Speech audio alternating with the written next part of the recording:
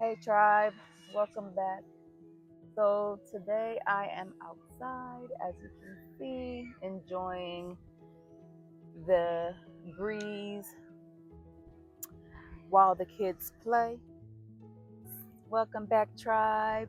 I am so excited that you have joined me here today for part six of Who Was I Living With? Um, where I left off was I was dropped off at my sister's house, and that was in Philadelphia. My mom and I went from Allentown to Philadelphia, and I went to my sister's house. I stayed there for a little bit, and I want to stop there so that I can speak to someone who may be going through something similar. So I remember not caring about myself at this point because I felt like other people didn't care about me. I felt lost. I felt sad. I felt hurt. I felt confused. I had experienced some things in my life, but I didn't give my consent. So, you know, um, meeting my boyfriend in Ben Salem, meeting him there, I was 14 and I believe he was 18.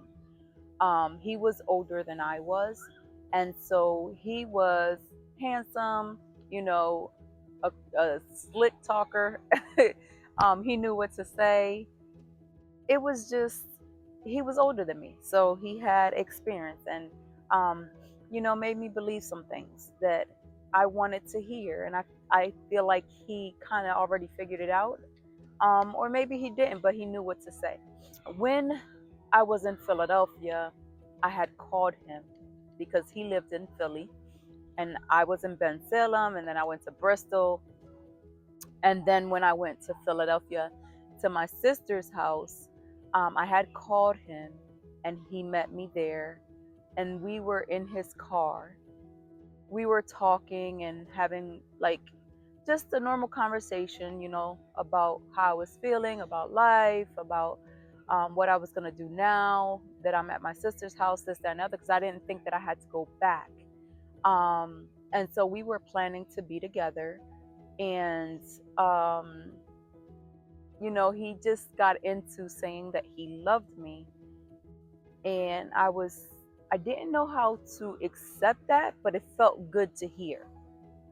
So it felt good to hear. I did not accept it.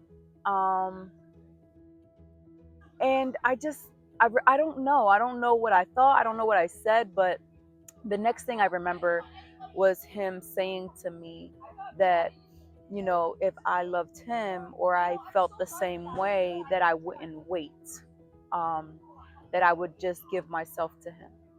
So in the moment, I felt pressured, but I didn't realize that the the adrenaline or the feeling that you get from not getting caught and the feeling that you get from a sexual encounter would collide.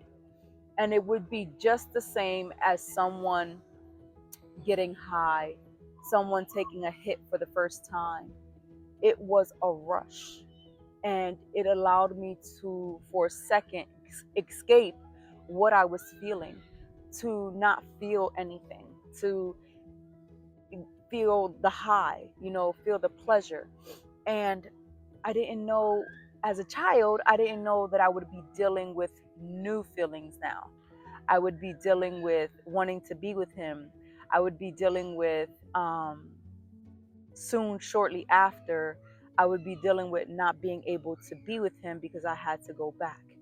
And I didn't realize that, the pain of that, you know. Um, Again, I was losing someone that I thought loved me and I loved him. So I wouldn't call it love now. As a child, I would have, but now I wouldn't. It was just lust. He of course he was handsome, fit, that sort of thing. So yeah.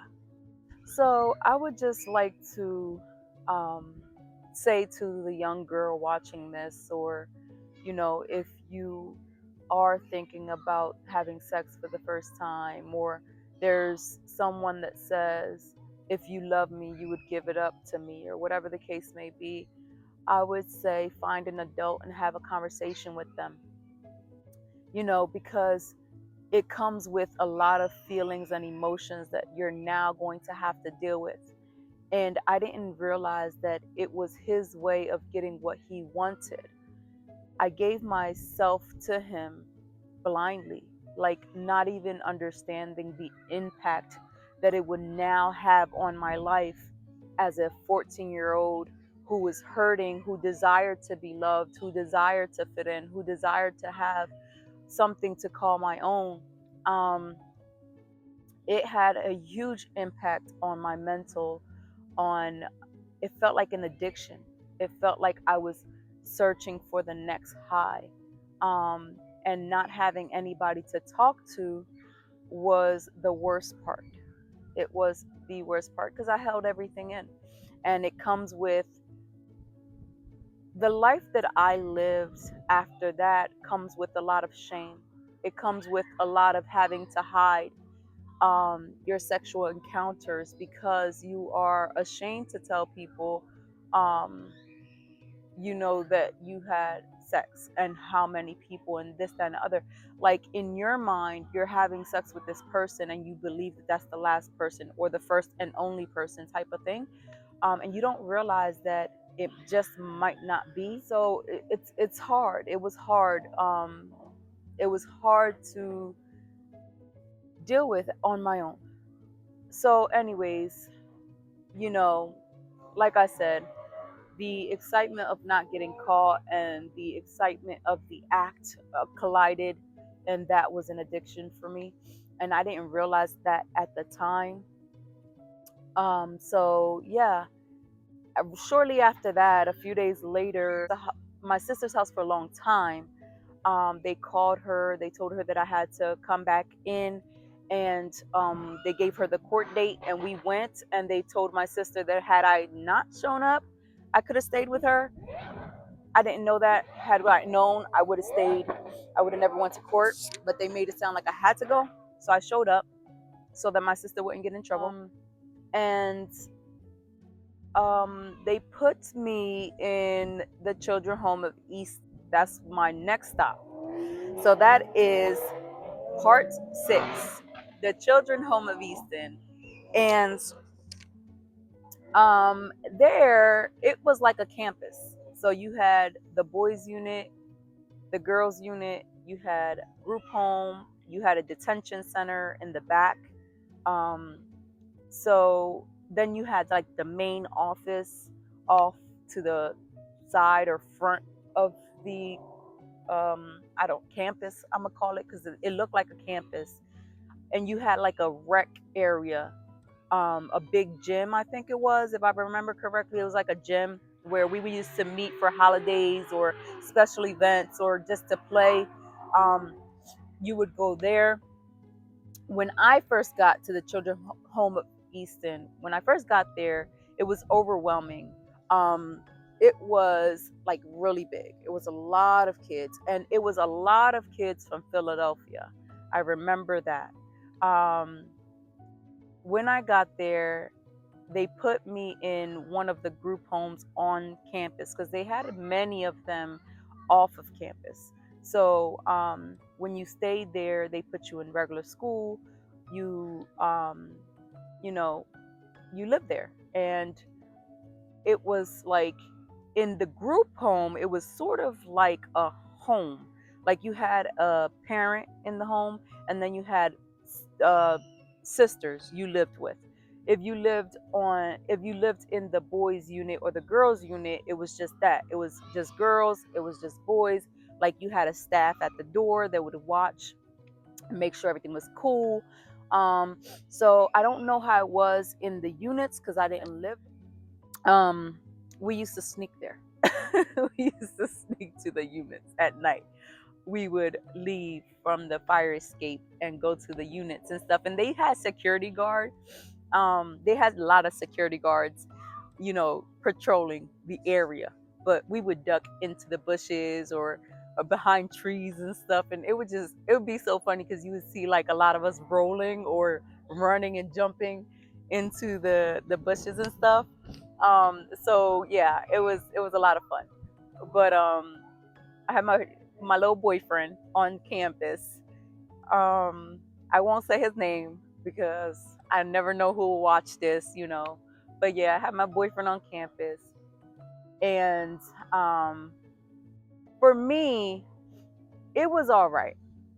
When I lived in the group home on campus, it was okay. We used to visit like other group homes that they had off site and hang out with some of the girls. We went to school, so you had like your school friends and stuff like that. um I remember skipping school there. I, like I said, before I got there, it was the start of me not caring. So I stopped going to school. I started skipping school, and I started hanging out with the girls and stuff like that. And we would go to like home parties, and I ended up smoking weed, and I was smoking cigarettes, and yeah, we would just go hang out with a lot of people. Like I remember just going from house to house, and we would smoke and hang out and stuff like that. I wasted a lot of time doing nonsense, doing nothing. Yeah, and it was like, I don't know, it was a lot of personalities to get used to. A lot of personalities. um I'm not big on females and having female friends. So I didn't really hang out with a lot of girls. Like I had my one girl I used to hang out with, and we would like hit the neighborhood together. Um, but mainly it was dudes.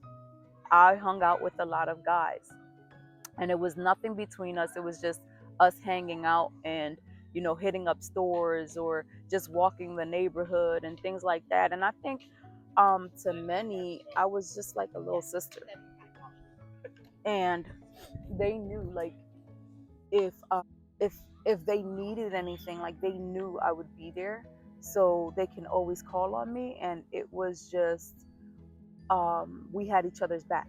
Like if they needed something, they can call on me. If I needed something, I can call on them. And that's just how it was. And like even walking to school, I remember sometimes I had to walk to school, and one of the guys from another group home, I would meet up with him, and he would walk me to school. So it was just like, I had protection all the time. It was nice. And it just, I don't know, being there just felt like a big college campus. Then I think, I don't know what happened, because I remember for Christmas we had like a big party.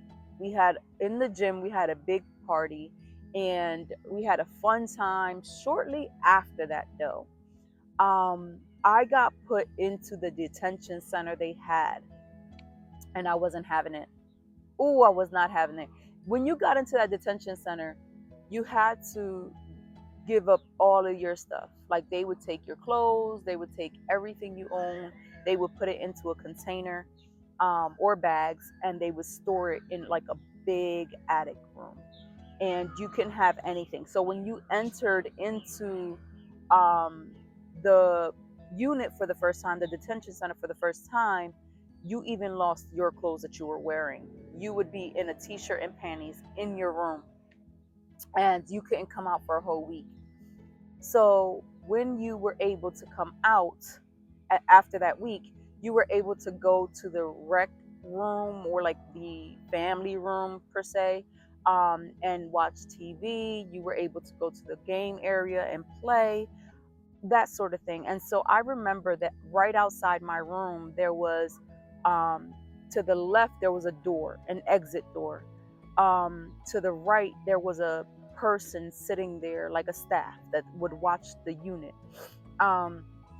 I began to watch how they move.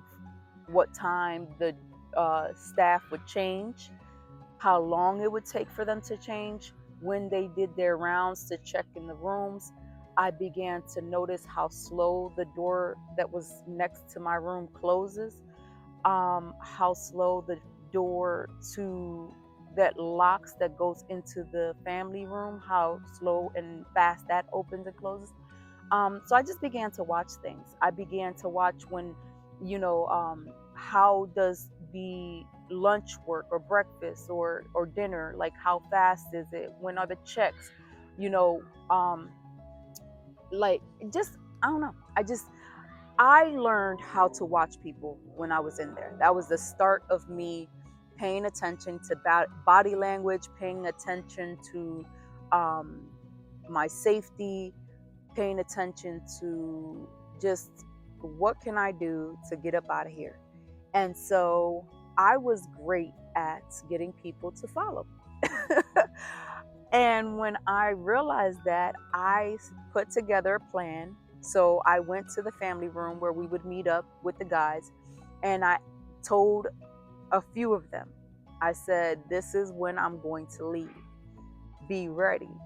And so at that point, I made a plan with the girls to start a riot, to start throwing stuff, to start tearing stuff up. I mean, everybody, because there's points in the day where they open the doors to your rooms. It's like jail. So they unlock all the doors, and then you can come out your room to the where the staff sits. So there's like two sections to this detention center, and in the middle is the living room and game room and dining area, and then the either side is for boys or girls. So on our side, we would come out of our rooms and stand where the staff sit, and we would just all talk, gather, that sort of thing before bed. I had noticed, everything, timing, how fast, switch, shift change, that sort of thing. So I had told the girls, like, we're going to start a riot, this, that, and the other, but they didn't know that I was leaving. Only the guys knew that I was leaving.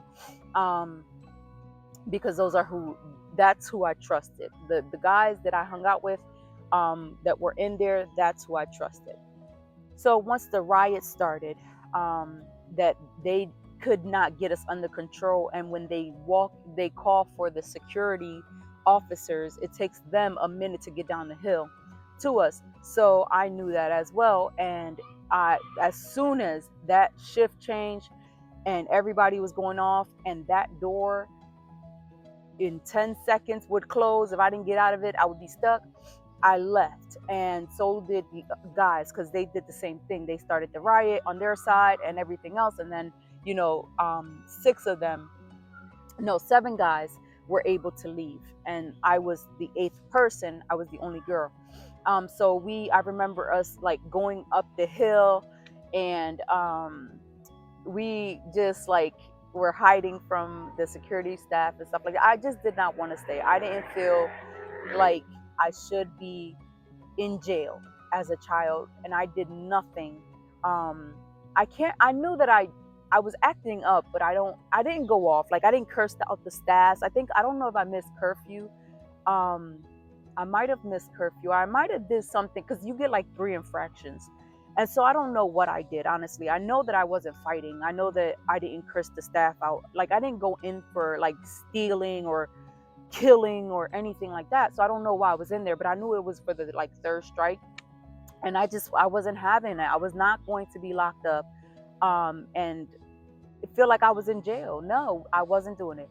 So I knew that if you stayed off of campus, if you ran away for a whole week, then they would transfer you to another location. So my goal was to not get caught for a week. And that's just what I did. Like I said, there were 7 guys. By the time that my week was done, I was the only person out. So we all ended up going to, well, first of all, they called the cops on us, and we were like running, and some of us would duck under cars, some of us would be running on the roof. Like, we did whatever we could to not get caught. And one of the guys that liked me, he actually let the cop catch him so that we can get away, type of thing. And so they took him back, but we kept running, and then we all ended up at a friend's house. She lived in the neighborhood, and her mom was cool as hell, and she knew that we were from the children's home of Easton, so she was like, y'all have to go back, y'all can't stay here. So we half of us split one way and the other half went the other way. Eventually it was just me and one guy, and we stood with somebody he knew, and then he ended up going back. He was like, come with me, let's just go back. You don't I said, I'm like, no, because they're going to put us back in the detention center. I don't want to go back. I'd rather stay out the week and then be transferred to another place or whatever the case may be. I remember within that week I met a guy off campus, and no, I met him before I had ran away. I met him in a what is it called, not YMCA, Boys and Girls Club. We were there, a couple of the females and I were there because sometimes the person in the group home, the mom, she would drop us off so that we would have something to do. And so I had met this person, this guy, and so we became friends throughout my stay there. And when I was the last one, I ended up staying with him. I called him, and he was upset that I didn't call him sooner. And I called him and I said, I'm on the streets, I need somewhere to go. Can you help me out? He said, sure.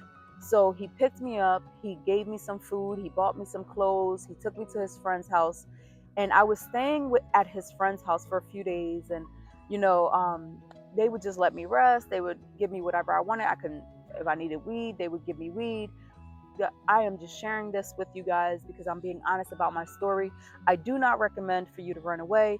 I do not recommend for you to smoke weed. I don't recommend for you to stay with strangers. Listen, don't give your body away. Don't do any of that.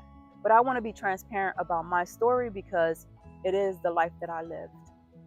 And I pray that through my story, somebody will find healing or help. And instead of doing what I did, because you're hurting or because you're lost or because you're fighting to be heard, I beg that you do it differently. So back to what I was saying, I stood with his friend and he would stay there too. And sometimes he would leave and come back and check on me. So I was always taken care of. And I thank God for that nothing happened to me, that I was protected and I had people to protect me.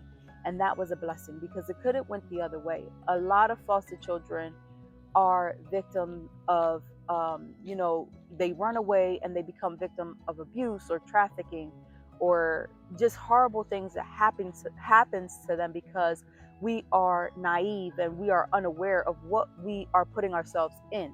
So I thank God that my story did not turn out like that, and I'm able to be here to tell you guys this story, and give you my testimony because it could have surely been the opposite.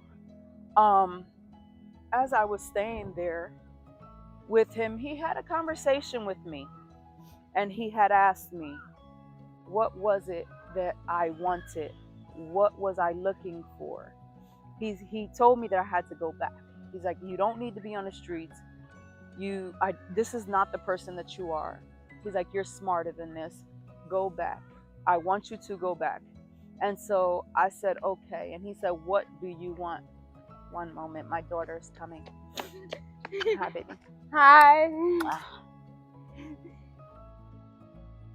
What's up? We playing this, and I almost fell out. All right, but I need you to stay with your sister and your brother. Okay. Your sisters and brothers. Thank you. So he had asked me, what did I want? And as I thought about it, as I was sitting there, I said to him, I want a baby. I want a child that I can always call my own. And I wasn't sure. Hey, baby.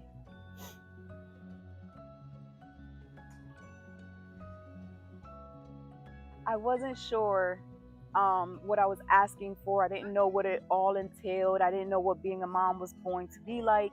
I just knew that I wanted somebody that would always love me. That is why I wanted to become a mom. And as selfish as that is, or as dumb as it may seem to you guys, to me, it wasn't dumb.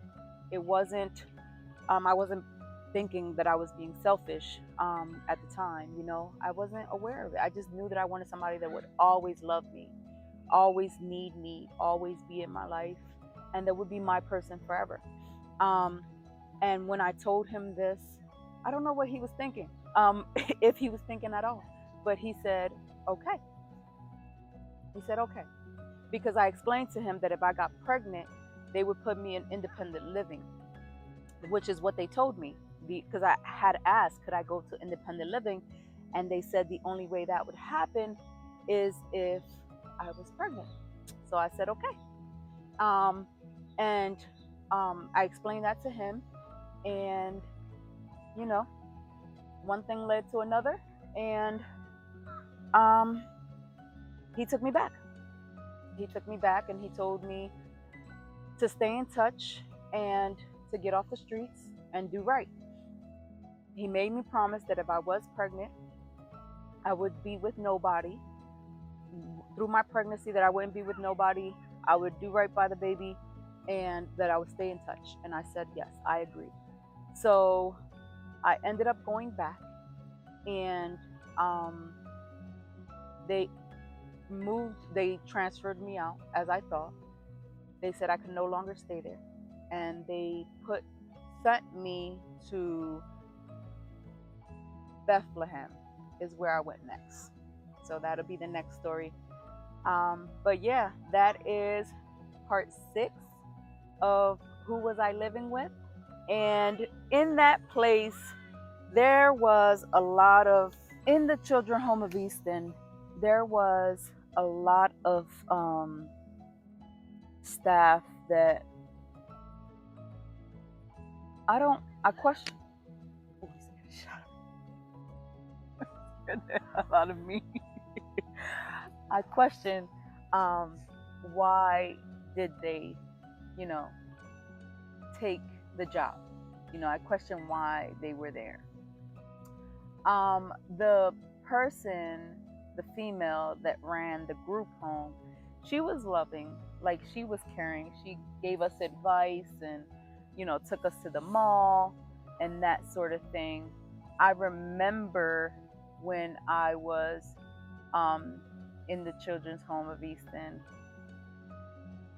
a girl and I, a couple girls and I went to the mall, and we ended up, stealing some things that we shouldn't have been taking. And I told the girl that I was with, I said to her, I had asked her to come because we did it a few times and didn't get caught. So I had asked her to come, but I told her to not take anything that was high value, because at that time, that's what they were watching. So we were like, taking what we needed, and she ended up taking some jewelry. She like stuffed it in her clothes, and I didn't realize it. So as we were walking out, the guy came behind her and stopped her and said, "You need to come with me." And I felt so horrible in that moment, because one of the other girls that we were living with, she already left the store.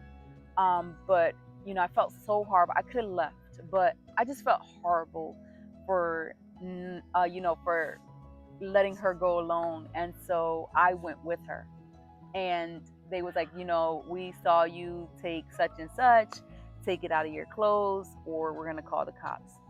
So when she took everything out, I saw what she had. I was so upset with her because I told her not to take it, but I was honest with the guy and I said, you know what, I was stealing too. I was stealing too. I got some stuff, and I start pulling stuff out of my clothes. So because I had admitted that I asked her to come, the judge, when we went to court, the judge had ordered that I would pay about $300, I think, or $400 or something like that. I had to pay a couple $100 for everything, and it would clear the debt. Instead of sending me to jail, thank God they didn't. They told me that I had a fine and I had to pay her fine too. So I did. I didn't want to. That was my hard-earned money, but I did because we shouldn't have been stealing. So, and it could have been worse. I could have ended up in jail, that sort of thing. So I thank God that they didn't send me to jail. Um, I um, is that a bunny? That's a bunny. I'm so sorry, y'all. Oh, that's a rabbit. Hey, little fella. Um, he's just hopping along. Hold on. I'm so distracted by the littlest things. My daughter sees him too because she's sneaking up. She's right there. Her little face is right there watching him. Hi, bunny.